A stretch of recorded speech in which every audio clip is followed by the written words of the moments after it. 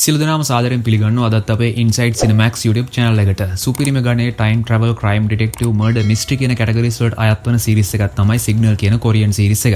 සම්පූර්ණ episode 16ක් තියෙන මේ series එකේ දැනට මම episodes 13ක් අරගෙන අවිල්ලා තිනවා. කලින් episodes නොබලපු අයට මේ series එකේ playlist එකේ card එක ඔන්න උඩ දාලා තිනවා. ඒ වගේම පහුගිය episodes වල links ටික මම පහළ description එකේ දාලා තියන්නම්. අනිවාර්යෙන් මේ videos ටිකත් බලලා අද මම කරන්න හදන මේ සුපිරිම series එකේ 14 වෙනි episode එක බලන්න එන්න. කලින් episodes වලදී ඔයාලා දැනගත්තා Signal series එකේ අවසානම සහ දරුණුම කේස් එක වන 1999 හේසන් කියන අර ශිෂ්‍යාවගේ දෝෂණ නඩුව ගැන ආපහු විමර්ශන කටයුතු ආරම්භ කරලා තියෙන්නේ. ඉතින් අතීතයට අනුව නම් ඒ නඩුව මේ වෙද්දි ඉවරයි. නමුත් වර්තමානයේ ඉන්න ඩිටෙක්ටිව් පාක් තවමත් මේකේ විමර්ශන කටයුතු නතර කරලා නැහැ. ඒකට හේතුව තමයි ඩිටෙක්ටිව් පාක් උත්සාහ කරන්නේ සියදි විහාන කරගත්ත තමන්ගේ අයියාගේ ජීවිතය කොහොම හරි බේරගන්න. අන්න ඒක නිසාම ඩිටෙක්ටිව් පාක් සහ ඩිටෙක්ටිව් චාසුන් ගිහින් හොයාගත්ත මේ හියුසෙන් කියන ඒ ගෑනු කෙනා මේ වෙද්දි ඉන්නේ කොහෙද කියලා. එයාව හම්බෙලා කතා කරාට පස්සේ ඒ කට්ටිය හරියටම දැනගත්තා 1999 දී මේ දූෂණ නඩුවේ ප්‍රධාන සහකාරයා කවුද කියලා. අන්න එතනින් පස්සේ මොන වගේ දෙයක් වෙයිද සහ තවත් බොහොම දරුණු දෙයක් ගැන අද එපිසෝඩ් එකේදී ඔයාලට දැනගන්න පුළුවන්. තවමත් අපේ Inside Cinemax YouTube channel එක subscribe කරලා නැත්නම් පහළ තියෙන රතු පාට බටන් එක දැන්ම subscribe කරලා ඊට එහා පැත්තෙන් තියෙන bell icon එකත් click කරලා තියාගන්න අමතක කරන්න එපා. එහෙනම් යමු අපි මේ සුපිරිම series එකේ 14 වෙනි එපිසෝඩ් එකේ මොකක්ද උනේ කියලා බලන්න.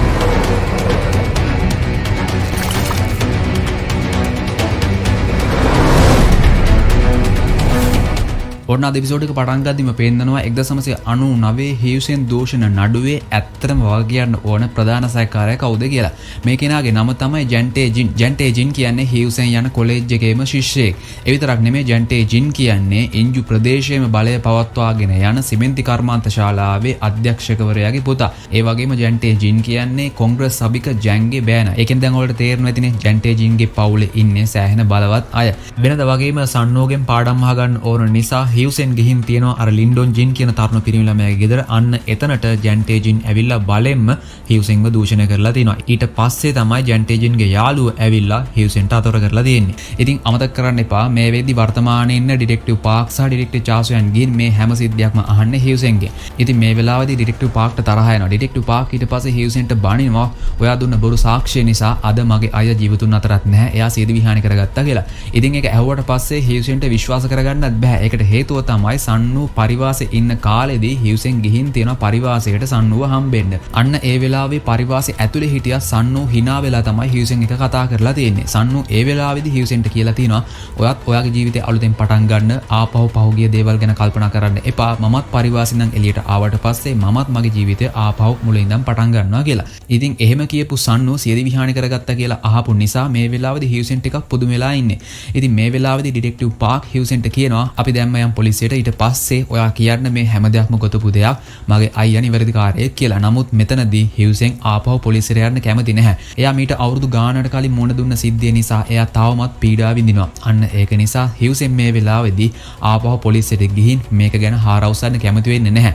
හියුසෙන් ඊට පස්සේ එතන යනවා. ඉතින් මේ වෙලාවේදී ඩිටෙක්ටිව් පාක්ට තවත් තරහ යනවා. නමුත් ඩිටෙක්ටිව් චාසුන් කොහොම හරි ඩිටෙක්ටිව් පාක්ව කූල් ඩවුන් කරන්න තමයි උත්සාහ කරන්නේ.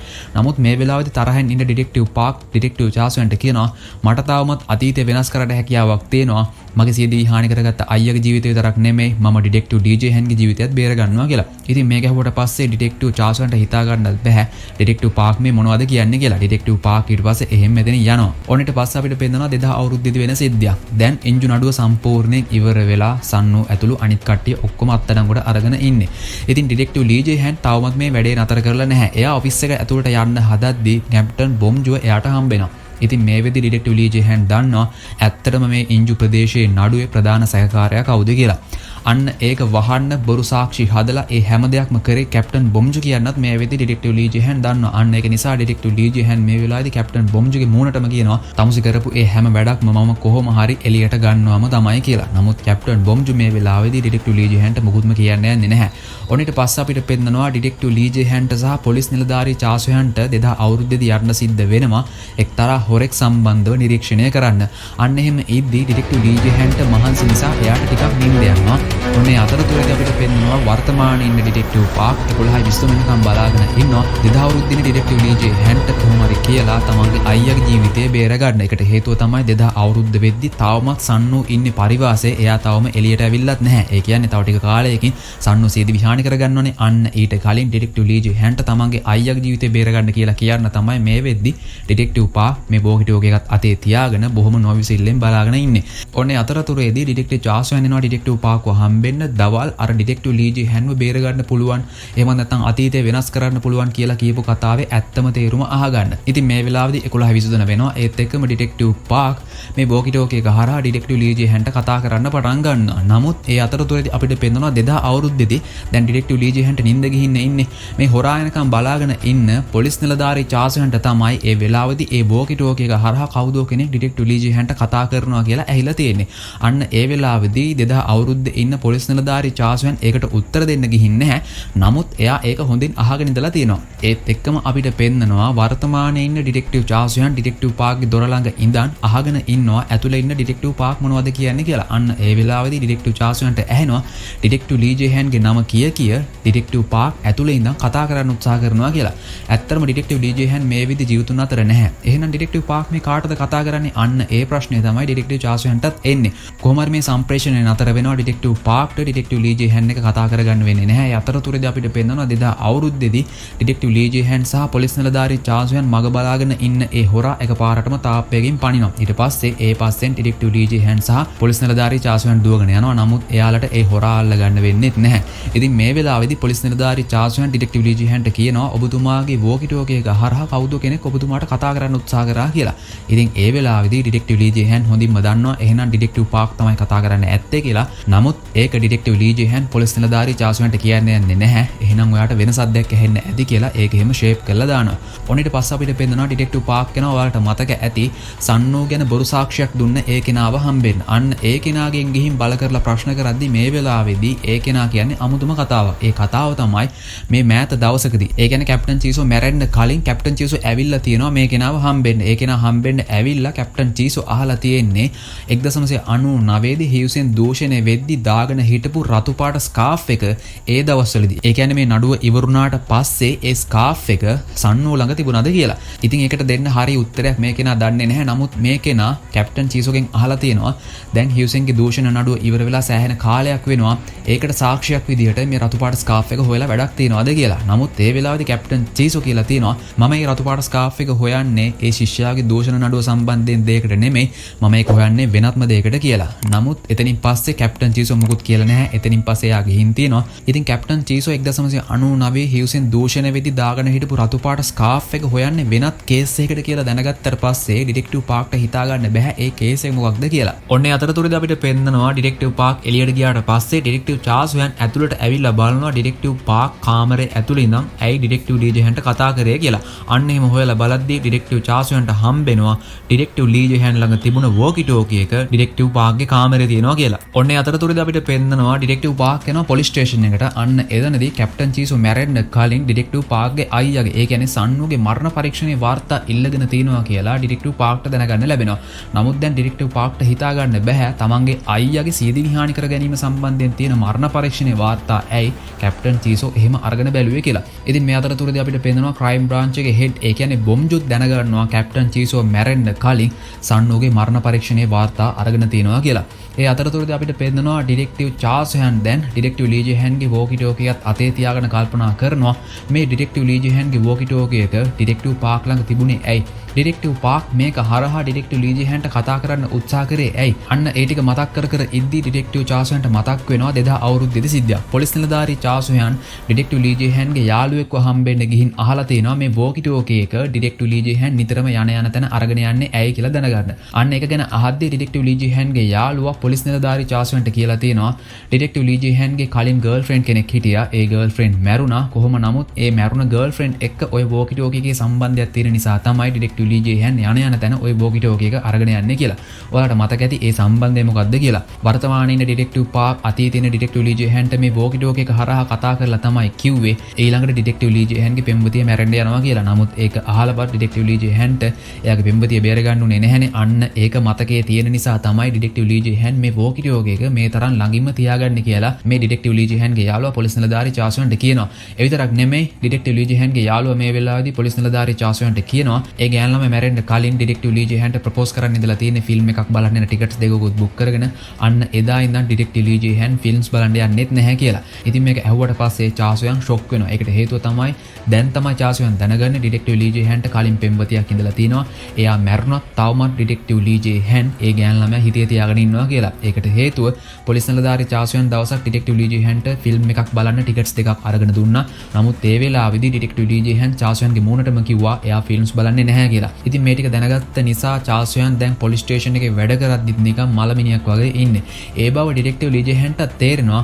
ඉතින් ඒ වෙලාවකදී පොලිස් නිලධාරී චාසුයන් ඩිටෙක්ටිව් ලී ජේහන්ගෙන් අහලා තිනවා ඔයාගේ මරුණ පෙම්වතිය ගැන ඔයා තවමත් හිතනවාද කියලා. නමුත් ඩිටෙක්ටිව් ලී ජේහන් ඒකට උත්තරයක් දෙන්න ගිහින් නැහැ. ඔන්න ඊට පස්සේ අපිට පෙන්නනවා වර්තමානයේ වෙන සිද්ධියක්. ඩිටෙක්ටිව් පාක් යනවා එයාගේ අයියාගේ ඒ කියන්නේ සන්නෝගේ සියදිවි හානි කර ගැනීම සම්බන්ධයෙන් විමර්ශන කටයුතු කරපු පොලිස් නිලධාරියෙක්ව හම්බෙන්න. ඒ පොලිස් නිලධාරියා හම්බෙන්න ගිහින් ඩිටෙක්ටිව් පාක් අහන්නේ මගේ අයියාගේ මරණය සම්බන්ධයෙන් මොකක් හරි සැක කටයුතු විදියේ දෙයක් තිබුණාද කියලා. නමුත් මේ පොලිස් නිලධාරියා කියනවා කිසිම සැක හිතෙන විදියේ දෙයක් තිබුණේ නැහැ. ඔයාගේ අයියාගේ මරණය ගැන සැකයි නම් ඒක ඝාතනයක් වගේ කියලා හිතෙනවනම් මරණ පරීක්ෂණයක් කරන්න පුළුවන් කියලා මම ඔයාගේ අම්මට දැනුම් දුන්නා. නමුත් ඔයාගේ අයියාගේ මලමිනිය ආපහු කපලා කොටලා ඒ අභ්‍යන්තර සම්බන්ධයෙන් මරණ පරීක්ෂණයක් කරන එකට ඔයාගේ අම්මා ඒ වෙලාවේදී කැමැත්ත දුන්නේ නැහැ කියලා. ඕනේ අතරතුරේදී අපිට පෙන්නනවා අතීතයේ වෙන සිද්ධියක්. පරිවාසයේ ඉන්න සන්නුවට නිදහස ලැබෙනවා. ඊට පස්සේ සන්නු යනවා ගෙදර. ගෙදර ගියාට පස්සේ තමයි එයා දකින්නේ තාත්තයි මල්ලි ගෙදර නැහැ. එයා මේ කේස් එකට අහු වුණ නිසා ඒ දෙන්නම දැන් වෙනම ජීවත් වෙන්නේ කියලා. ඊට පස්සේ සන්නු ගිහින් තියෙනවා ලී ඩොන් ජින්ව හම්බෙන්න. ඒ කියන්නේ සන්නු හියුසෙන්ට අර පාඩම් කියලා දෙන්න යන ගෙදරක් තියෙනවනේ. අන්න ඒ ගෙදර ඉන්න පිරිමි ළමයාව හම්බෙන්න. එයාව හම්බෙන්න ගිහින් සන්නු මේ වෙලාවේදී අහලා තියෙන්නේ හියුසෙන් දූෂණය වෙද්දි එයා දාගෙන හිටපු රතු පාට ස්කාෆ් එක දෙන්න කියලා. ඒ රතු පාට ස්කාෆ් එක හරහා මේ දූෂණ නඩුවේ ප්‍රධාන සැකකාරයා ගැන ඔප්පු කරන්න පුළුවන් කියලා සන්නු ඒ වෙද්දි දැනගෙන ඉඳලා තියෙනවා. ඒක නිසා තමයි සන්නු ලී ඩොන් ජින්ගෙන් ඒ රතු පාට ස්කාෆ් එක ඉල්ලගෙන තියෙන්නේ. ඔන්න ඊට පස්සේ අපිට පේනවා අතීතයේ වෙන සිද්ධියක්. ඩිටෙක්ටිව් ලී ජේහන් ගෙදර යද්දි දකින්නවා කැප්ටන් බොම්ජු මේ වෙද්දි එයාගේ ගෙදර ඇවිල්ලා තාත්තත් එක්ක කතා කර කර ඉන්නවා කියලා. ඉතින් මේක දැක්කට පස්සේ ඩිටෙක්ටිව් ලී ජේහන්ට තරහ යනවා. ඩිටෙක්ටිව් ලී ජේහන් ඊට පස්සේ බොම්ජුව පැත්තකට එක්කගෙන යනවා. බොම්ජු මේ වෙලාවේදී ඩිටෙක්ටිව් ලී ජේහන්ට කියනවා මම වැඩ කරන විදිය ගැන දැන් තමුන් දන්නවනේ. තමුන්ටත් පුළුවන් මාත් එක්ක එකතු වෙන්න. තමුන් මාත් එක්ක එකතුනේ නැති වුණොත් එහෙම තමුන්ට ඉන්නේ තාත්තා විතරයි. තමුන්ගේ තාත්තගේ ජීවිතෙත් අනතුරේ, තමුන්ගේ ජීවිතෙත් අනතුරේ. ආපහු මට මේ වෙනුවෙන් කිසිම දෙයක් කරන්න බැරි වෙයි කියලා. නමුත් කතාව අහන ඔයාලා දන්නවා ඩිටෙක්ටිව් ලී ජේහන් කියන්නේ එහෙම පගාවක් වෙනුවෙන් අමතර වාසියක් වෙනුවෙන් තමන්ගේ රාජකාරිය පාවා දෙන කෙනෙක් නෙවෙයි. අන්න ඒක නිසා ඩිටෙක්ටිව් ලී ජේහන් බොම්ජුට බැනලා පන්න ගන්නවා. ඊට පස්සේ බොම්ජු කොංග්‍රස් සභිකතුමාව හම්බෙන්න ගිහින් තියෙනවා. අන්න ඒ වෙලාවේදී කොංග්‍රස් සභිකතුමා බොම්ජුට කියලා තියෙනවා ඉන්ජු නඩුව සම්බන්ධයෙන් හැම දෙයක්ම ක්ලීන් එකේ තියෙන්න ඕනේ. ඒකට හානියක් එහෙම නැත්නම් බාධාවක් වෙන කවුරු හරි ඉන්නවනම් ඒ දේවල් ක්ලීන් කරන එකත් තමුන්ගේ වගකීම කියලා. ඒ කියන්නේ දැන් ඔයාලට තේරෙන්නේ නැති කොංග්‍රස් සභිකතුමා මේ වෙලාවේදී කියලා තියෙන්නේ ඩිටෙක්ටිව් ලී ජේහන් මොකක් හරි ප්‍රශ්නයක් දාන්න වගේ ඉන්නවනම් එයා සම්පූර්ණයෙන් අයින් කළා දාන්න කියලා. ඔන්න ඊට පස්සේ අපිට පේනවා පරිවාසයෙන් එළියට ඇවිල්ලා මේ නඩුවේ ප්‍රධාන සැකකාරයා කවුද කියලා ඔප්පු කරන්න පුළුවන් කියන ඒ රතු පාට ස්කාෆ් එකත් ගත්ත සන්නු ඩිටෙක්ටිව් ලී ජේහන්ට කෝල් එකක් දානවා. ඉතින් සන්නු මේ වෙලාවේදී ඩිටෙක්ටිව් ලී ජේහන්ට කෝල් එකක් දාලා කියන්නේ හියුසෙන්ගේ දූෂණ නඩුවේ ප්‍රධාන සැකකාරයා ඔප්පු කරන්න පුළුවන් විදිහේ සාක්ෂියක් මගේ ළඟ තියෙනවා. ඒක නිසා ඔබතුමා මාව හම්බෙන්න දැන්ම එන්න කියලා. ඩිටෙක්ටිව් ලී ජේහන් ඊට පස්සේ සන්නුව හම්බෙන්න තමයි යන්න හදන්නේ. නමුත් ඒ වෙලාවේදීම හදිසි වැටලීමකට ඩිටෙක්ටිව් ලී ජේහන්ට යන්න සිද්ධ වෙනවා. ඩිටෙක්ටිව් ලී ජේහන් ඒ වැටලීමට ගිහින් පස්සේ සන්නුව හම්බෙන්න යන්න තමයි මේ වෙලාවේදී හිතාගන්නේ.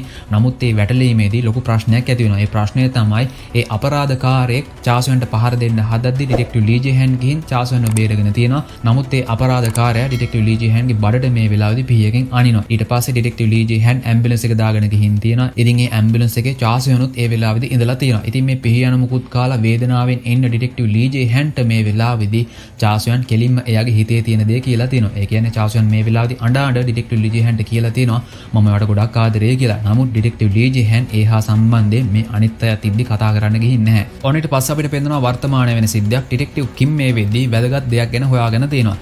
1999 එන්ජු ප්‍රදේශයේ ඒ ශිෂ්‍යයාගේ දෝෂණ නඩුව සම්බන්ධයෙන් විමර්ශන කටයුතු කරපු එක පොලිස් නිලධාරියෙක් ඩිටෙක්ටිව් කිම් අඳුරනවා. අන්න ඒ පොලිස් නිලධාරියා ඩිටෙක්ටිව් කිම්ට කියලා තියෙනවා මුලින්ම හියුසෙන්ගෙන් ප්‍රශ්න කරද්දී එයා දාගෙන හිටපු රතු පාට ස්කාර්ෆ් එකක් ගැන කිව්වා. නමුත් ඒ රතු පාට ස්කාර්ෆ් එක පොලිසියට හොයාගන්න බැරි වුණා කියලා. අන්න ඒ නිසා මේ වෙලාවේදී කෝල් කේස් ටීම් එකට තේරෙනවා ඒ රතු පාට ස්කාර්ෆ් එකේ මොකක් හරි සාක්ෂියක් තියෙන්න ඇති කියලා. ඔනිට පස්ස අපිට පේනවා ඩිටෙක්ටිව් පාක් මේ වෙද්දි උත්සාහ කරන්නේ කැප්ටන් චීසෝ එදා මැරෙන්න කලින් එයාට කියන්න උත්සාහ කරේ මොකක්ද කියලා හරියටම හොයාගන්න. ඔයාලට මතක ඇති එදා කැප්ටන් චීසෝ ඉන්ජු හොස්පිටල් එක ඇතුළට යන ගමන් ඉද්දි තමයි ඩිටෙක්ටිව් පාක්ට කතා කරේ.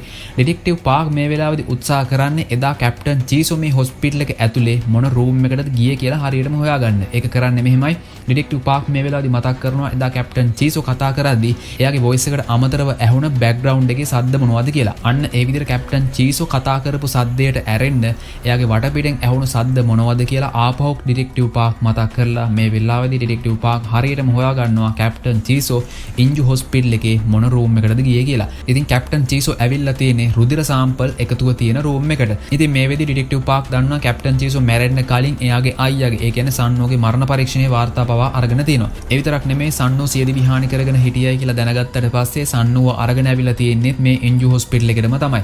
අන්න ඒක නිසා ඩිටෙක්ටිව් පාක්ට මේ වෙලාවේදී සැකයක් එනවා. එහෙනම් තමන්ගේ අයියාගේ රුධිර සාම්පල් ගැන බලන්නද දන්නෙත් නැහැ කැප්ටන් චීසෝ මෙතනට ආවේ කියලා. අවුරුදු ගාණක් පරණ තමන්ගේ අයියාගේ රුධිර සාම්පල් නම් මෙතන නැහැ කියලා ඩිටෙක්ටිව් පාක් දන්නවා. නමුත් කැප්ටන් චීසෝ මෙතනට ඇවිල්ලා ඒ රුධිර සාම්පල් වල මොකක් හරි වාර්තාවක් බැලුවද දන්නෙත් නැහැ කියලා තමයි මේ වෙලාවේදී ඩිටෙක්ටිව් පාක්ට හිතෙන්නේ. ඩිටෙක්ටිව් පාක් ඊට පස්සේ මේ රූම් එකේ ඉන්න නිලධාරියෙක්ගෙන් ප්‍රශ්න කරනවා තමන්ගේ අයියාගේ ඒ කියන්නේ සන්නෝගේ මරණ පරීක්ෂණයේ වාර්තාව ගැන. ඒක ගැන අහද්දිම මේ වෙලාවේදී මේ නිලධාරිනිය ඩිටෙක්ටිව් පාක්ට කියනවා ඔයාලගෙන් කෙනෙක් ඇවිල්ලා මේ රිපෝට් එක මීට කලිනුත් ඉල්ලලා තියෙනවා කියලා. අන්න ඒ වෙලාවේදී ඩිටෙක්ටිව් පාක්ට තේරෙනවා එහෙනම් ඒ කැප්ටන් චීසෝ තමයි කියලා. ඒ රිපෝට් එක අරගෙන බැලුවට පස්සේ ඩිටෙක්ටිව් පාක්ට මේ වෙලාවේදී තේරෙනවා ඒකේ සැකකටයුතු විදිහේ දෙයක් තියෙනවා කියලා. ඒක තමයි සන්නු මැරෙන වෙලාවේදී එයාගේ රුධිරේ වේදනානාශක මිලිග්‍රෑම් 28ක් අඩංගු වෙලා තියෙනවා ලීටර එකකට. අන්න ඒක සාමාන්‍ය කෙනෙක්ට ගන්න පුළුවන්ද කියලා ඊට පස්සේ ඩිටෙක්ටිව් පාක් මේ නිලධාරිනියගෙන් අහනවා. ඉතින් මේ නිලධාරිනිය මේ වෙලාවේදී කියනවා ඒක හරියටම කියන්න බෑ. ඒ කෙනා මීට කලින් වේදනානාශක අරගෙන තියෙනවා නම් ඒක වෙනස් වෙන්න පුළුවන්. එහෙම නැත්නම් එයාට වේදනානාශක ගන්න ඇති වුණු හේතුවත් එක්කත් ඒක වෙනස් වෙනවා. නමුත් සාමාන්‍ය කෙනෙක්ට නම් මේ තරම් වේදනානාශක ප්‍රමාණයක් තනියම ගන්න බෑ කියලා ඩිටෙක්ටිව් පාක් මේ වෙද්දි හොඳින්ම දන්නවා සන්නූට එහෙම වේදනානාශක ගන්න තරම් ප්‍රශ්නයක් තිබුණේ නැහැ කියලා. අන්න ඒක නිසා ඩිටෙක්ටිව් පාක්ට මේ වෙලාවේදී තේරෙනවා එහෙනම් තමන්ගේ අයියා සියදිවි හානි කරගෙන නැහැ. කවුරු හරි කෙනෙක් ඇවිල්ලා වේදනානාශක ශරීරගත කරලා ඊට පස්සේ සියදිවි හානි කර ගැනීමක් වුණ ආකාරයට තමන්ගේ අයියාව මරලා දාලා තියෙනවා කියලා. ඊට පස්සේ ඩිටෙක්ටිව් චාසෝයනුත් මෙතනට එනවා ඩිටෙක්ටිව් පාක් හොයාගෙන ඩිටෙක්ටිව් පාක් මේ වෙලාවේදී චාසෝයන්ටත් කියනවා එයාගේ අයියා සියදිවි හානි කරගත්තේ නැහැ. ඒක සියදිවි හානි කර ගැනීමක් කියලා පේන විදියට කවුරු හරි මරලා දාලා තියෙනවා කියලා. ඇත්තටම ඒකට හේතුවක් මොකක්ද කියලා මේ වෙද්දී ඩිටෙක්ටිව් පාක්ට එක අදහසක් තියෙනවා. කැප්ටන් චීසෝ සන්නෝ ගැන බොරු සාක්ෂි දුන්න ඒ කෙනාගෙන් ගිහින් අහලා තිබුණා හියුසෙන් දූෂණය වෙද්දී එයා දාගෙන හිටපු රතු පාට ස්කාර්ෆ් එක ඒ දවස්වලදී සන්නෝ ළඟ තිබුණාද කියලා. අන්න ඒක නිසා මේ වෙලාවේදී ඩිටෙක්ටිව් පාක්ට තේරෙනවා එහෙනම් ඒ රතු පාට ස්කාර්ෆ් එකේ ඒ දූෂණ නඩුවේ ප්‍රධාන සැකකාරයා කවුද කියලා හොයාගන්න පුළුවන් විදිහේ සාක්ෂි තියෙන්න ඇති. ඒ රතු පාට ස්කාර්ෆ් එක මගේ අයියා ළඟ ඒ දවස්වලදී තිබුණ නිසා කොහොම හරි ඒ නඩුව වහන්න ඕන කෙනෙක් ඇවිල්ලා තමන්ගේ අයියාව මරලා දාලා ඇති කියලා. ඒ විතරක් නෙමෙයි ඩිටෙක්ටිව් පාක්ට මේ වෙලාවේදී මතක් වෙනවා ඔයාලටත් මතක ඇති හියුසෙන් පරිවාසයේ ඉන්න සන්නුව හම්බෙන්න යද්දි සන්නු හියුසෙන්ටත් කියලා තිබුණා එයා පරිවාසයෙන් එළියට ඇවිල්ලා ආපහු මුලින් ඉඳන් ජීවිතේ පටන් ගන්නවා කියලා. අන්න ඒ හේතු කාරණා ඔක්කොම නිසා තමයි ඩිටෙක්ටිව් පාක් මේ වෙලාවේදී ඩිටෙක්ටිව් චාස්වෙන්ට කියන්නේ එයාගේ අයියා සියදිවි හානි කරගත්තේ නැහැ. එහෙනම් කවුරු හරි මරලා දාලා තියෙනවා කියලා. ඉතින් මේ අතරතුරේදී ඩිටෙක්ටිව් චාස්වෙන් ඩිටෙක්ටිව් පාක්ගෙන් අහනවා ඩිටෙක්ටිව් ලී ජී හැන්ගේ වෝකි ටෝකි එක ඔයා ළඟ තිබුණේ ඇයි? ඒ විතරක් නෙමෙයි ඔයා ඩිටෙක්ටිව් ලී ජී හැන්ට කතා කරන සද්දයක් මට එදා ඇහුණා කියලා. ඉතින් මේ වෙලාවේදී ඩිටෙක්ටිව් පාක් මෙච්චර කාලයක් හංගගෙන හිටපු ඒ රහස මොකක්ද කියලා මේ වෙලාවේදී ඩිටෙක්ටිව් චාස්වෙන්ට කියනවා. ඔයාලට මතක ඇති අර යොන්ජූන් කියන ගෑන් ළමගේ පැහැර ගැනීමට සම්බන්ධ ප්‍රධාන සැකකාරයාගේ බොඩි එකත් ඩිටෙක්ටිව් පාක් හොයාගත්තේ අතීතයේ ඉන්න ඩිටෙක්ටිව් ලී ජී හැන් කියපු දේ අහලා. ඒ විතරක් නෙමෙයි ගොංගි ප්‍රදේශයේ දාමඝාතකයා මරන්න හිටපු ගෑනු කෙනෙක්ගේ ජීවිතයත් වර්තමානයේ ඩිටෙක්ටිව් පාක් සහ අතීතයේ ඉන්න ඩිටෙක්ටිව් ලී ජී හැන් එකතු වෙලා බේරගත්තා. ඒ විතරක් නෙමෙයි ඔයාලට මතක ඇති අර මහා හොරකමට ප්‍රධාන සැකකාරයා විදියට කියුන්ටේව අත්අඩංගුවට ගත්තේ මේ අතීතයයි වර්තමානයයි යා කරන රේඩියෝ සම්ප්‍රේෂණය නිසාම තමයි. කියුන්ටේ හිරෙන් නිදහස් නිදහස් වෙලා ඇවිල්ලා අර ෂින් කියන ගෑනු කෙනාව පැහැරගත්තා. එයාගේ දුවගේ මරණය වෙනුවෙන් පරිගන්න. ඒ ෂින් කියන කාන්තාව හොයාගෙන යද්දි වාහනයක බෝම්බයක් පිපිරලා ඩිටෙක්ටිව් චාසුයනුත් මැරුණා. නමුත් ඩිටෙක්ටිව් පාක් ආපහු අතීතේ ඉන්න ඩිටෙක්ටිව් ලී ජෙහන් එක එකතු වෙලා අතීතේ වෙනස් කරලා අලුත්ම ටයිම් ලයින් එකක් හැදුවා. අන්න ඒ ටයිම් ලයින් එක නිසා තමයි මේ වෙද්දි ඩිටෙක්ටිව් චාසුයන් ජීවත් වෙන්නේ. මෙන්න මේ හැම දෙයක්ම ඩිටෙක්ටිව් පාක් ඩිටෙක්ටිව් චාසුයන්ට කියනවා. ඒ විතරක් නෙමෙයි ඩිටෙක්ටිව් පාක් මේ වෙලාවේදී කියනවා මේ රේඩියෝ සම්ප්‍රේෂණය පටන් ගත්තේ ඩිටෙක්ටිව් ලී ජෙහන් මැරෙන දවසින්. ඩිටෙක්ටිව් ලී ජෙහන් 2000 අවුරුද්දේ අගෝස්තු 3 වෙනිදා මැරෙනවා. අන්න එදා තමයි ඩිටෙක්ටිව් ලී ජෙහන් මුලින්ම ඩිටෙක්ටිව් පාක්ට කතා කරලා තියෙන්නේ කියලාත් මේ වෙලාවේදී ඩිටෙක්ටිව් පාක් ඩිටෙක්ටිව් චාසුයන්ට කියනවා.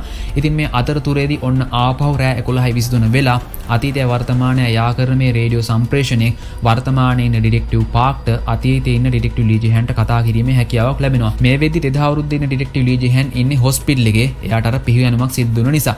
නමුත් ඩිටෙක්ටිව් ලී ජෙහන් වෝකි ටෝකි එක අරගෙන පැත්තකට ගිහින් ඩිටෙක්ටිව් පාක්ට කතා කරලා කියනවා ඉන්ජු ප්‍රදේශයේ දෝෂණ නඩුවේ ප්‍රධාන සැකකාරයා සන්නෝ නෙමෙයි. මම ඒ ඇත්තම සැකකාරයා කවුද කියලා දන්නවා. මම කොහොම හරි ඒ සැකකාරයා අල්ල ගන්නවා කියලා. ඉතින් මේ වෙලාවේදී ඔන්න ඩිටෙක්ටිව් චාසුයන්ට ඇහෙනවා එයා ආදරය කරපු මේ වෙද්දි බොඩි එකත් හොයාගත්ත ඩිටෙක්ටිව් ලී ජෙහන්ගේ කටහඬ මේ වෝකි ටෝකි එක හරහා ඇහෙනවා කියලා. ඉතින් මේ වෙලාවේදී ඩිටෙක්ටිව් පාක් ඩිටෙක්ටිව් ලී ජෙහන්ට කියනවා 2000 අවුරුද්දේ පෙබරවාරි 18 වෙනිදා මගේ අයියව කෙනෙක් ඇවිල්ලා මරනවා. ඒක නිසා මගේ අයියාගේ ජීවිතේ කොහොම හරි බේරගන්න කියලා.